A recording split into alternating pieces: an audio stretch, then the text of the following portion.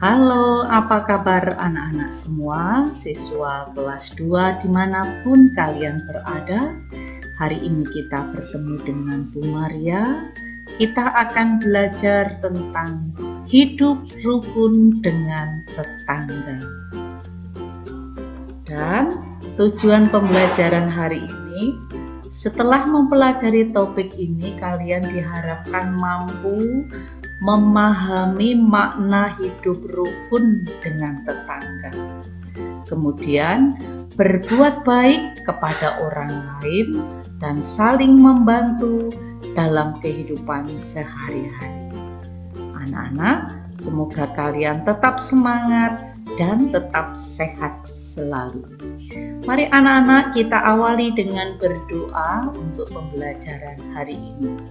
Dalam nama Bapa dan Putra dan Roh Kudus. Amin. Ya Allah, Bapa yang Maha Baik, Engkau telah menganugerahi kami tetangga. Bersama para tetangga kami hidup rukun dan saling membantu. Kami mendapat banyak bantuan dari tetangga, sehingga kami dapat tumbuh dan berkembang. Berilah rahmat-Mu agar kami pun dapat membantu para tetangga sesuai dengan kemampuan kami, sehingga kami dapat semakin rukun dan memuliakan nama-Mu. Demi Kristus Tuhan kami. Amin. Dalam nama Bapa dan Putra dan Roh Kudus. Amin. Sudah siap belajar anak-anak semua? Mari kita ikuti langkah demi langkah dalam video pembelajaran ini. Tetap semangat. Mari anak-anak kita membaca kisah berikut ini, Gembala dan Pemburu. Pada zaman Tiongkok kuno, terdapat seorang gembala domba yang memiliki tetangga seorang pemburu. Pemburu ini memiliki anjing-anjing ganas yang seringkali meloncati pagar gembala ini dan mengejar domba-domba miliknya. Beberapa kali sang gembala ini mengingatkan tetangganya ini tentang dombanya, namun selalu tidak dihiraukan. Sampai suatu hari anjing pemburu tersebut kembali melompati pagar dan melukai beberapa domba sang gembala tersebut. Kesal dan marah atas kejadian ini, sang gembala langsung pergi ke kota untuk menemui hakim demi menuntut keadilan. Hakim mendengarkan seluruh cerita keluh kesah si gembala. Lalu hakim tersebut berkata, "Saya bisa saja menghukum pemburu tersebut dan memerintahkan dia untuk mengurung dan merantai anjing-anjing miliknya. Akan tetapi kamu akan kehilangan seorang teman dan mendapatkan seorang musuh. Apakah kamu ingin memiliki tetangga yang adalah teman atau musuh?" Mendengar pernyataan hakim, sang gembala kemudian merenung sesaat dan menjawab dengan hati-hati, "Saya tentu memiliki teman. Tetapi bagaimana caranya agar saya tetap memiliki teman dan saya tidak terus dirugikan?"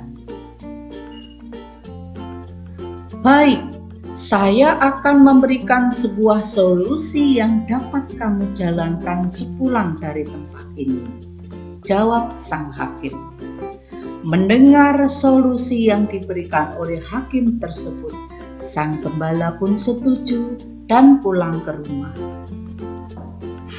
Sesampainya di rumah, sang gembala langsung memilih 3 ekor domba terbaik yang dimilikinya dan diberikan kepada 3 anak lelaki tetangganya itu. Anak-anak tersebut sangat bersukacita dengan pemberian ini dan mulai bermain bersama domba barunya. Sang pemburu demi melindungi peliharaan baru anaknya itu, maka ia mulai mengurung anjing-anjing pemburuannya.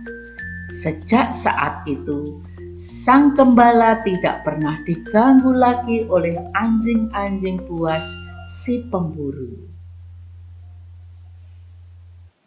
Di samping itu, demi menunjukkan rasa terima kasihnya kepada sang gembala atas pemberiannya, sang pemburu sering membagikan hasil buruannya kepada sang gembala.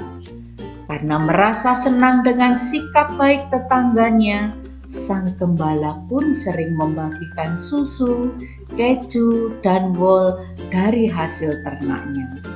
Sang gembala dan pemburu pun menjadi teman yang lebih dekat dan baik dari sebelumnya. Mereka menjadi sepasang sahabat. Anak-anak, cerita di atas menjadi sebuah contoh yang sangat tepat untuk menggambarkan arti penting dari sebuah kepedulian. Ketika kita ingin lingkungan kita peduli dengan diri kita, baik terhadap diri kita, maka lakukanlah terlebih dahulu. Cepat atau lambat, kita akan merasakan kepedulian tersebut akan balik ke diri kita. Bagaimana anak-anak? Tidak rugi kan kalau kita peduli berbuat baik kepada sesama. Tuhan, siapa yang boleh menumpang dalam kemah-Mu? Siapa yang boleh diam di gunung-Mu yang kudus? Yaitu Dia yang berlaku tidak bercela, yang melakukan apa yang adil, dan yang mengatakan kebenaran dengan segenap hatinya, yang tidak menyebarkan fitnah dengan lidahnya, yang tidak berbuat jahat terhadap temannya, dan yang tidak menimpakan cela kepada tetangganya, yang memandang hina orang yang tersingkir, tetapi memuliakan orang yang takut akan Tuhan, yang berpegang pada sumpah walaupun rugi, yang tidak meminjamkan uangnya dengan makan riba, dan tidak menerima suap melawan orang yang tak bersalah. Siapa yang berlaku demikian tidak akan goyah selama-lamanya.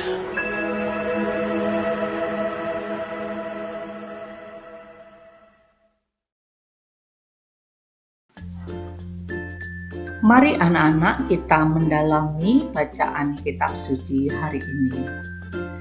Bangsa Israel meninggalkan Mesir pada zaman Musa di padang gurun. Mereka berkemah dan Musa menerima ke-10 perintah Allah berupa 2 loh batu.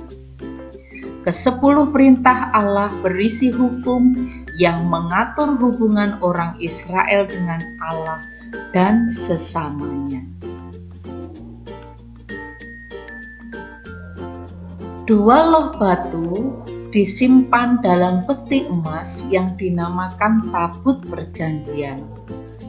Tabut perjanjian sebagai lambang kehadiran Allah di tengah-tengah umat pilihannya selama perjalanan di padang gurun.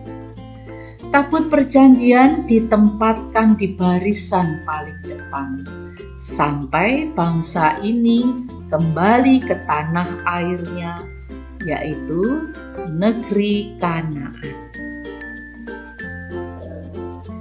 Tabut perjanjian sebelum Israel memiliki bait Allah disimpan di dalam kemah kudus. Kemah tersebut ada di antara kemah bangsa Israel lainnya, dijaga ketat dan tidak sembarangan orang bisa masuk ke kemah itu. Mereka bisa binasa. Anak-anak, dalam Mazmur 15 ayat 1 dituliskan, siapa yang boleh menumpang dalam kemahmu? Orang yang berbuat baik kepada tetangganya, yaitu orang yang tidak bercela, adil, jujur, tidak memfitnah dengan lidahnya, tidak berbuat jahat terhadap temannya, dan tidak menimpakan cela kepada tetangganya. Memuliakan orang yang takut akan Tuhan, memegang sumpah walaupun rugi, yang tidak meminjamkan uangnya dengan riba, yang tidak menerima suap. Anak-anak yang terkasih, kalau kita bisa hidup rukun dengan tetangga kita, berarti kita mengalami kemah kudus, yaitu kehadiran Allah di tengah-tengah kita dalam persaudaraan kita dengan tetangga kita. Mari kita lihat contoh hidup rukun dengan tetangga, ya. Kita sebagai warga Indonesia, kita harus menjunjung tinggi Bhinneka Tunggal Ika dengan menghargai suku yang berbeda, agama yang berbeda, dengan saling belajar bersama, saling membantu satu dengan yang lain, saling menegur, tersenyum, menyapa, saling membantu.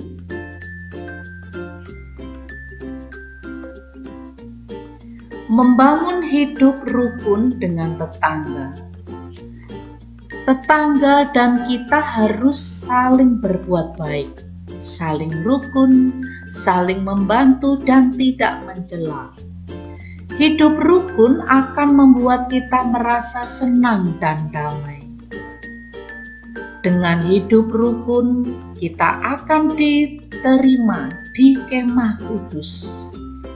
Maka kita patut bersyukur atas anugerah hidup rukun dengan tetangga yang diberikan Tuhan kepada kita. Dan tugas untuk anak-anak, buatlah doa syukur atas hidup rukun dengan tetangga. Sebab anak-anak, untuk mengusahakan hidup rukun itu tidak mudah. Ya, kita harus bersyukur, ya. Buatlah doa yang bagus. Dan mari kita renungkan bersama. Yang pertama, bantuan apa yang dilakukan tetangga terhadap keluarga? Terus yang kedua, apa yang kurasakan jika antar tetangga saling berbuat baik? Ya, anak-anak, semoga dengan pelajaran hari ini kita terpanggil untuk berbuat baik satu dengan yang lain. Dan mari kita tutup dengan doa pembelajaran pada hari ini. Dalam nama Bapa dan Putra dan Roh Kudus. Amin. Terima kasih ya Tuhan atas tetangga yang hidup bersama keluarga kami. Berkatilah kami agar kami selalu rukun, saling membantu, dijauhkan dari segala sikap yang tercela. Berkatilah persaudaraan, persahabatan kami, agar di tempat kami tinggal ini tercipta damai sejahtera yang berasal daripada-Mu. Demi Kristus Tuhan kami. Amin.